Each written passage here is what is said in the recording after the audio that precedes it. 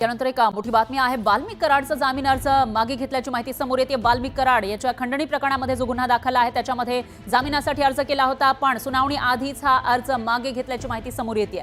कारण त्याच्यावर मकोका सुद्धा लागलेला आहे, त्याच्यामुळे जरी त्याने जामिनासाठी अर्ज केला असला तरी देखील या खंडणी प्रकरणामध्ये तरी त्याची सुटका होणं हे मुश्किल होतं। आणि त्या पार्श्वभूमीवर की काय आता सुनावणी आधीच त्याचा जामीन अर्ज मागे घेतल्याची माहिती समोर येते। वाल्मिक कराड ज्याच्यावर खंडणी आणि त्याचबरोबर इतरही गंभीर स्वरूपाचे गुन्हे दाखल आहेत, मकोका त्याच्यावर लागलेला आहे आणि त्याच्या जामिनासाठी अर्ज केला होता तो मागे घेण्यात आला। दरम्यान याविषयी अधिक माहितीसाठी आपले प्रतिनिधी सुरेश जाधव हे आपल्या सोबत जोडले गेलेले आहेत। सुरेश, काय सांगाल? वाल्मिक कराडच्या जामीन अर्जावर आज सुनावणी होती, पण तो अर्ज मागे घेण्यात आल्याचं कळतं, नेमकं कशामुळे हा अर्ज मागे घेण्यात आलाय?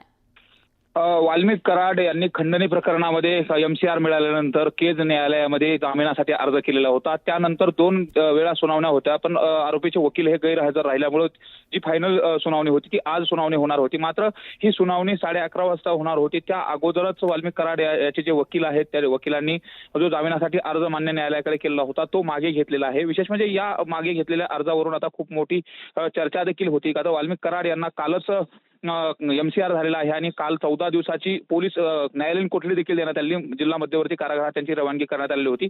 मकोका अंतर्गत त्यांच्यावरती ही कारवाई करण्यात आलेली होती। तर त्यामुळे आता वाल्मिक कराड यांनी या ठिकाणी जो जामिनासाठी अर्ज केलेला होता तो परत मागे का घेतला यावर चर्चा करत असताना ज्यावेळेस वकिलाशी चर्चा केली, जर या ठिकाणी जर न्यायालयाने जर अर्ज फेटाळला असता तर परत पुन्हा हायकोर्टापर्यंत जावं लागलं असतं।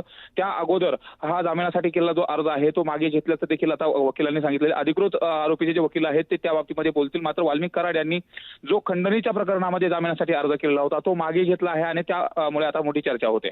निश्चितच सुरेश, धन्यवाद तुम्ही दिलेल्या या सविस्तर माहितीसाठी। तर आता पुढे नेमकं काय काय होणार ते बघावं लागणार आहे।